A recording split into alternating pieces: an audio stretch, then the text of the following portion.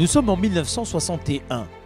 Alors que tout le monde attend le champion du monde Brabham sur la ligne d'arrivée, un jeune loup écossais joue sa carte parmi les cracks. Son nom, Jim Clark.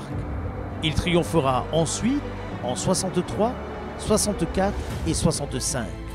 Un record qui le fait entrer dans la légende de Pau.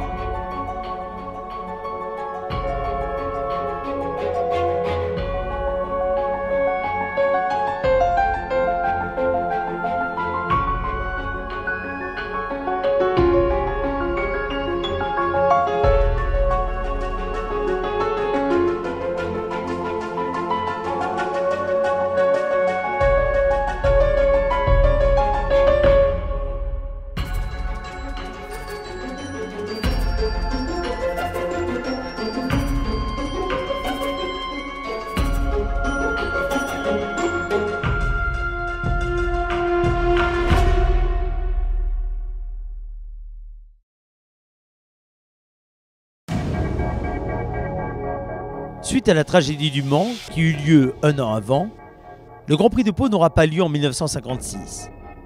C'est donc en 1957 que Jean Bérat remportera sa 3e victoire consécutive, et ce, malgré la résistance de Harry Schell.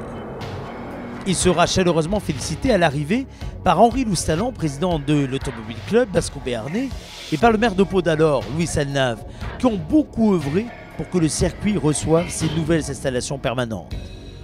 Après cette 7e victoire des Maserati, ce sont les petites Cooper 1500 qui vont s'illustrer. Nous sommes en 1958 et 1959 et c'est Maurice Trintignant, qui avait débuté sur le circuit 20 ans plus tôt, qui passe en premier le drapeau à damier. En 1960, Jack Brabham lui succédera au palmarès. C'est en 1961 que débute le règne Lotus. Jim Clark remporte à Pau son premier succès international, précédant Bonnier et la Maserati de Randini.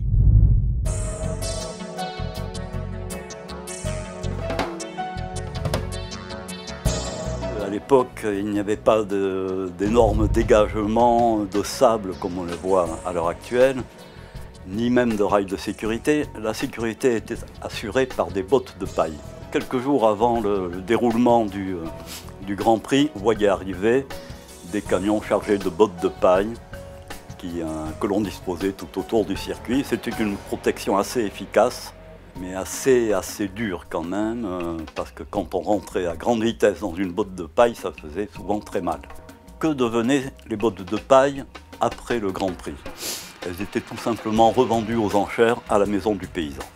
En 1962, Maurice Trintignant renoue avec la victoire. Ce sera son plus beau succès au volant d'une Lotus de l'équipe Rob Walker. Jim Clark ayant renoncé, Ricardo Rodriguez termine second sur Ferrari. L'année suivante, les Lotus 25 de Clark et Trevor Taylor sont inabordables.